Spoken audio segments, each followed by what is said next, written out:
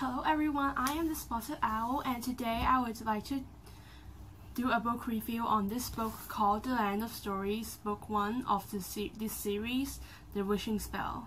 The Wishing Spell is the first book of the Land of Stories series, but I don't really know how many books are there in this series, and I only read the first 2 books. And this book is by Chris Colfer, and this is a pretty good book. I don't dare to say great, but it's pretty good. And I would like to talk about this book in 3 criteria. Every book I talk about, but it depends on the genre. If the genre is like fantasy or whatever, like dystopia, romance or whatever, I would use the criteria I will use later. But for some other genres, I will use other criteria instead of this one. And this is the 3 criteria. The 3 criteria is for a few book categories. 1, the story. 2, the writing style. And 3, the characters. Anyways, let's get started. And now, first of all, I would like to talk about the story. The book is about a pair of twins, Alex and Connor. Alex is the girl and Connor is the boy. And one day they just accidentally went to a fairy tale world where fairy tale characters are real. Like, not all of them are real. Like, for example, Snow White, Cinderella, and Sleeping Beauty, Little Red Riding Hood, and all those, the most classic ones that you will classify as a fairy tale.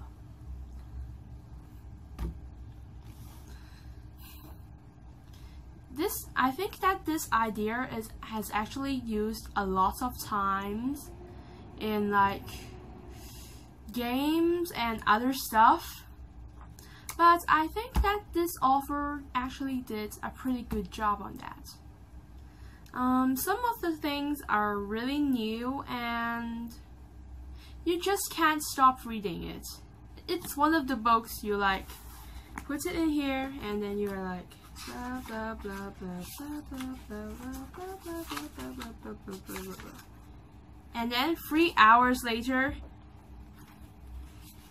oh man, I can't stop reading. Why can't I read more? God, yeah. Forgot. I have to do the shopping. Yeah.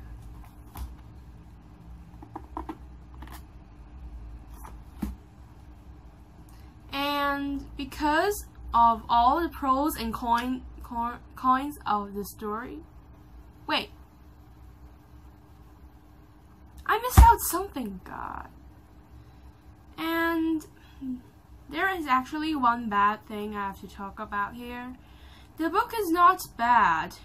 Yeah, it's actually pretty good, but I have to say is that the author just put too much time on the side plots. Like, you know, the romance and stuff, and then, yeah. It's just put too much time on the side plots. That's the reader can't focus on the main plot of the story. I would actually give this book 3.5 stars out of 5 stars for the story criteria. And now, let's move on to the writing style. The writing style is actually like, how should I put it? Normal, not good, not bad. But sometimes, yeah. For example, he wants to write about something like an impressively long cape. He was like, oh my god, that person in real life would be so jealous of it. But then I was like, not every single person in the world knows that person. Let me just do some research over here. Okay. Something like that. Yeah, by the way, this is a remote controller for the aircon. Not my phone.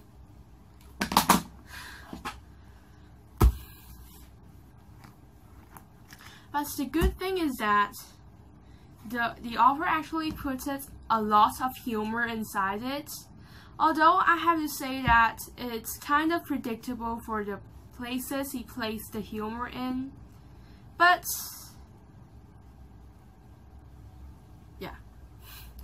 Actually, humor is the unexpected, but I don't know why it's so predictable. The humor is so predictable, but you still find it funny. Good job. Good job. And I would rate the writing style of this book 3 stars out of 5. Last, let's move on to the characters. First of all, I have to introduce the 2 main characters to you guys. First of all, Alex is the bigger sister of the twins. She is like a very nerdy girl who loves fairy tales and loves books and has no friends at all. The classmates think that she is always trying to please the teacher while she's not. And she's always acing good grades at school.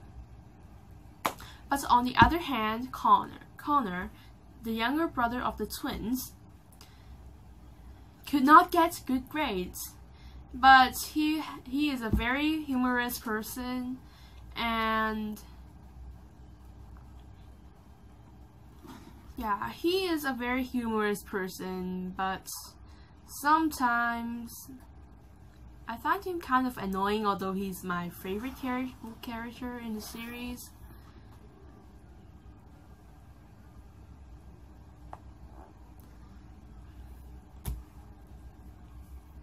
And as I said, I think that the author gave a good ton of personalities to all those characters in the books, although not all of them are likable.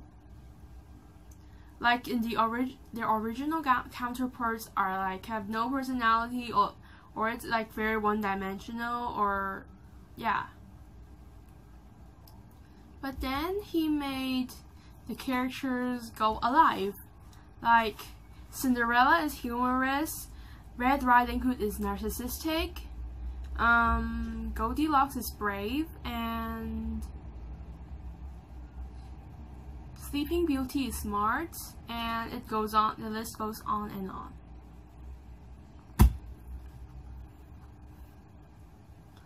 But I have to say one thing.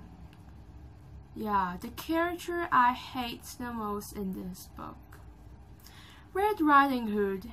As I say, she is a narcissist. And she is like a really fancy person. She doesn't care about her people, although she's a queen. I don't know what the heck is she thinking.